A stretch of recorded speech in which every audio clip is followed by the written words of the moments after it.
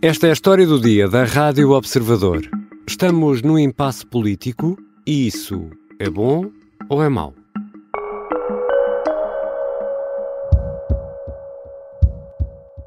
As oposições, para além do seu trabalho político, têm um dever de lealdade com os portugueses, de nos deixarem governar e não quererem governar em arranjos irresponsáveis e oportunistas no Parlamento. O debate sobre o Estado da Nação marca o encerramento do ano parlamentar. As férias espreitam, mas nem o Governo nem a oposição esquecem a proposta de orçamento do Estado que vai marcar a rentrée. O Primeiro-Ministro diz que quem governa é o Governo e a oposição, por seu lado, lembra que o Executivo não pode ignorar a vontade do Parlamento. Chegamos a um impasse político em que ninguém ataca ninguém com muita força, pelo menos, por temer as consequências? Vou conversar com Miguel Santos Carrapatoso, editor adjunto de política do Observador. Eu sou o Ricardo Conceição e esta é a história do dia, de quinta-feira, 18 de julho.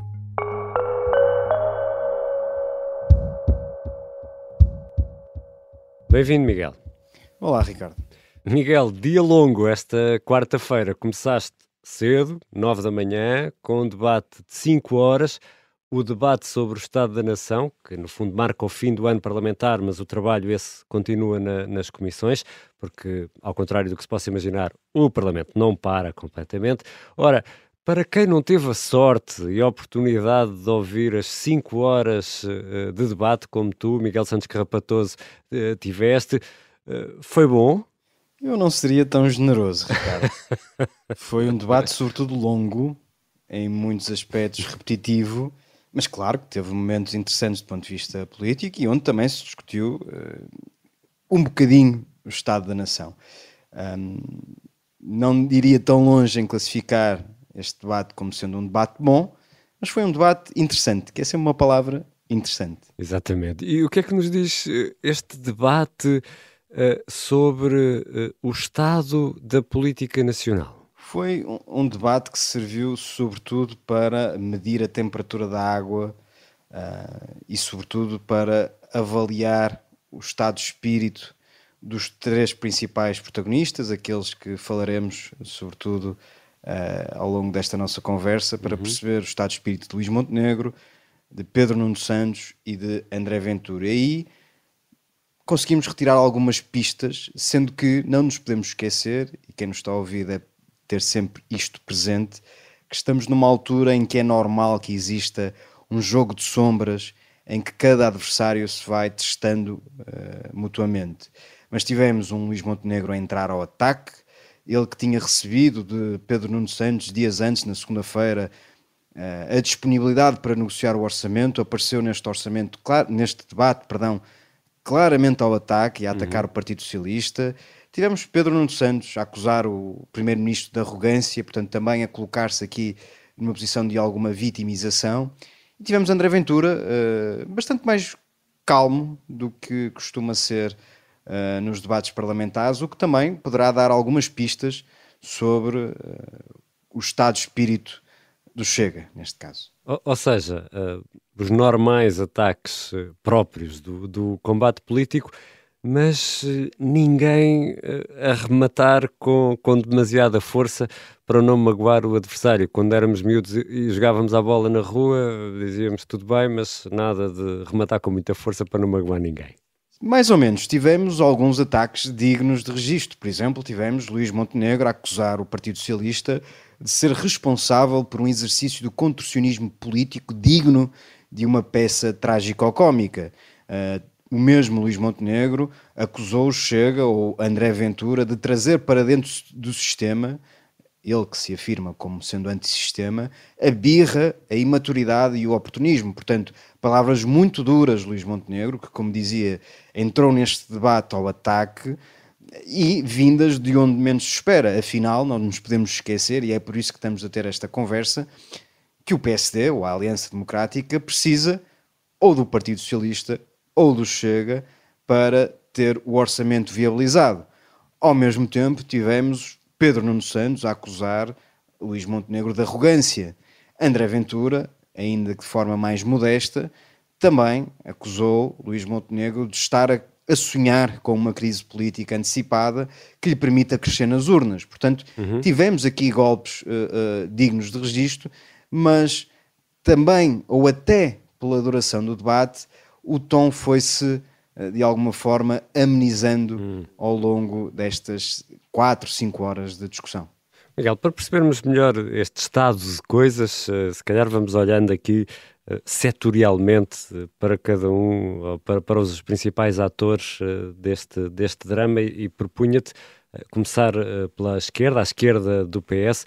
Bloco, PCP e Livre dão mostras de algum apagamento, ou isto será impressão minha? A verdade é que a esquerda e estes partidos estão num labirinto, porque percebe-se, quer pelas eleições legislativas, quer pelas eleições europeias, que há uma nova maioria sociológica no país, ou uma maioria política no país, claramente mais à direita, e estes três partidos, embora em situações diferentes, estão numa circunstância muito difícil, em que percebem que talvez mais tarde do que aquilo que esperariam voltarão a influenciar de alguma forma o poder. O Livre destes três partidos é aquele que apresenta um estado de saúde mais positivo. Teve um susto nas europeias, depois de umas legislativas muito bem conseguidas. O psicodrama em torno da escolha do cabeça lista para as europeias prejudicou claramente as pretensões do Livre, que não conseguiu eleger nas últimas eleições europeias. Temos o Bloco de Esquerda, que está aqui numa crise de identidade, depois de ter sido parceiro de governação do Partido Socialista, antes mesmo desse momento ter sido de alguma forma o partido que melhor conseguiu captar a contestação social que havia no tempo da Troika. Agora não é a posição, ou não consegue captar esse descontentamento que existe nas ruas, naturalmente, nem é poder, e portanto está aqui a atravessar uma crise de identidade que os próprios resultados eleitorais assim o demonstram. E o PCP está numa pista muito própria. Se o Bloco de Esquerda e o Livre ainda falam em convergência com o Partido Socialista, ainda vão insistindo na ideia de criar uma frente de esquerda que consiga fazer frente ao Bloco das direitas, o PCP está numa pista muito própria, cada vez mais só, cada vez mais mínimo, e portanto quase numa prova de resistência para manter de pé aquilo que já de pouco existe no PCP, em termos, atenção, em termos eleitorais. No fim, se fizermos uma avaliação positiva, viabilizaremos. Se não, chumbaremos. E Miguel, perante este estado de coisas, o PS optou por uma carreira a solo, é isso? Acho que Pedro Nuno Santos percebeu rapidamente que tinha que ajustar a estratégia. Nós não nos podemos esquecer que ainda durante as eleições internas para a liderança do Partido Socialista tivemos Pedro Nuno Santos a dizer, por exemplo, que era praticamente impossível viabilizar um orçamento do Estado. As eleições legislativas aconteceram, o Partido Socialista perdeu por pouco, mas perdeu. As eleições europeias vieram dar um balão de oxigénio a Pedro Nuno Santos, que precisava muito deste resultado para fortalecer a sua imagem como líder do Partido Socialista, e as sondagens, é verdade que continuam a dar uma ligeira vantagem ao Partido Socialista, o que permite, pelo menos, amenizar o ambiente interno dentro do Largo do Rato. E, portanto, Pedro Nuno Santos parece agora estar disposto. Eu tenho insistido, e vou insistir ao longo desta nossa conversa, em usar a palavra parece, porque já nos temos habituados a que as coisas mudam muito rapidamente. Mas Pedro Nuno Santos parece, neste momento, estar mais disposto em não afrontar, pelo menos tão diretamente, Luís Montenegro, porque já percebeu também, e porque isto joga-se sempre a 2 ou a 3, já percebeu que Luís Montenegro está também ele apostado numa estratégia de vitimização. Ora, para contrapor uma estratégia de vitimização, é preciso passar uma imagem de moderação, de vontade de dialogar, de disponibilidade para negociar, e portanto Pedro Nuno Santos está disposto a construir essa narrativa para o Partido Socialista. As eleições acabaram, o Partido Socialista está disposto, ou diz estar disposto, a negociar uma solução com o Partido Social Democrata, e portanto está a afastar-se daquela ideia que inicialmente se instalou de que o Partido Socialista ia liderar a tal frente de esquerda que ia fazer oposição ao governo de Luís Montenegro. Já voltamos à conversa com o Miguel Santos Carrapatoso, editor adjunto de política do Observador. E este impasse político será bom ou será mau?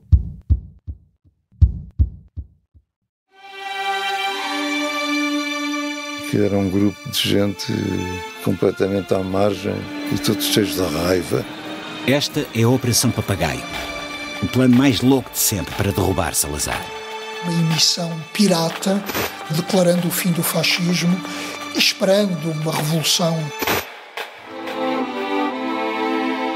Uma série para ouvir em 6 episódios que faz parte dos Podcast Plus do Observador. É narrada por mim, Miguel Guilherme, com banda sonora original de Rita Red Shoes. Estamos de regresso à conversa com o Miguel Santos Carrapatoso, editor adjunto de política do Observador.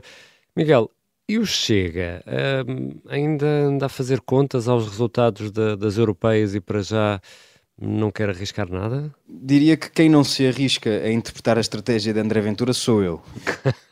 Porque é muito difícil de facto perceber.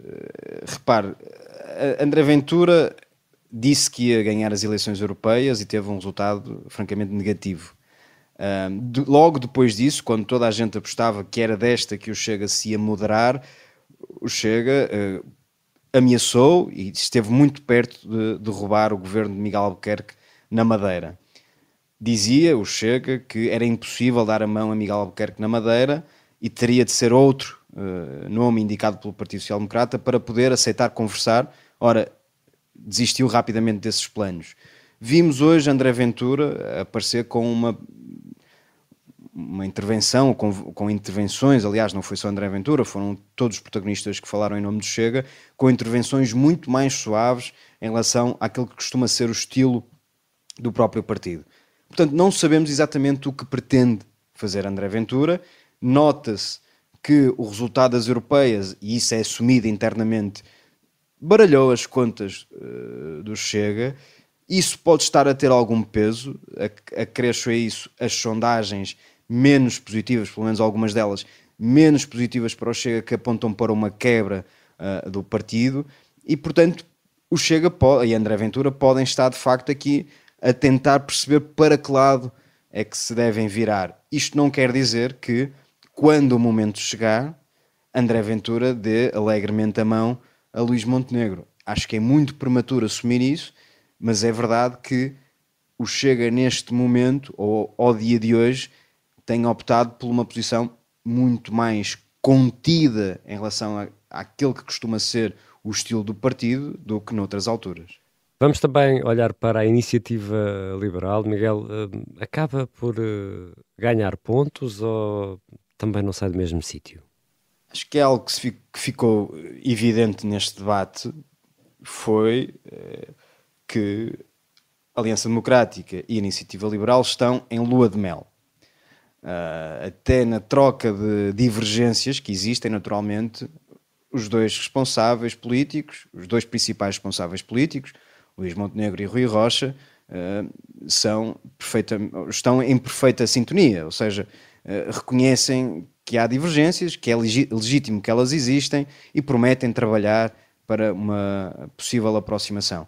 É verdade que a Iniciativa Liberal não conta aritmeticamente para salvar o próximo Orçamento do Estado, mas, continuando esta oposição construtiva, e estas foram palavras do Rui Rocha, pode muito bem vir a ter ganhos de causa que lhe permitam, no futuro, mostrar que, pese embora não tendo dado a mão oficialmente a Luís Montenegro, é um parceiro capaz de influenciar positivamente a Aliança Democrática. E isso, numas futuras eleições, pode ser positivo para a Iniciativa Liberal, até porque, à direita, o Chega não tem conseguido desempenhar esse papel. Portanto, Rui Rocha está muito mais apostado em deixar uma boa imagem neste ciclo político, e Luís Montenegro tem permitido que isso aconteça, porque também interessa à Aliança Democrática ter uma iniciativa liberal forte. Os dois têm trabalhado para que no futuro, numas eleições, aconteçam elas quando acontecerem, a iniciativa liberal possa crescer e possa ser aquela pedrinha que falta ou que possa faltar à Aliança Democrática para chegar a uma maioria muito mais confortável. Vamos olhar agora para o governo, PS-CDS. O governo beneficia de um estado de graça, sondagens favoráveis, está verdadeiramente a surfar esta onda, está a aproveitar a maré? Eu creio que sim, e acho que isso também fica demonstrado pela própria dificuldade que a oposição, quer à esquerda, quer à direita, tem tido para marcar alguns pontos. As sondagens são favoráveis, embora, como dizíamos há instantes, o Partido Socialista continua com uma ligeira vantagem em relação à Aliança Democrática.